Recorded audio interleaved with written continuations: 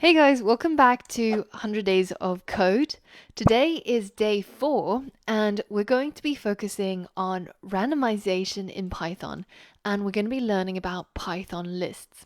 Now, randomization in any sort of programming language is really useful, because if we want to create a game, if we want our program to do something different each time, then we need to introduce a little bit of randomness, right?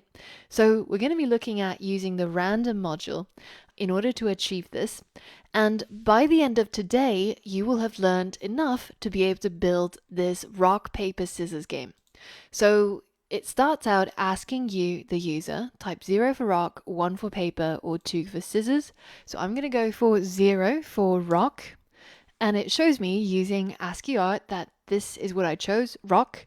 And then the computer chose scissors, and rock beat scissors, so I win. Now you can run this as many times as you want.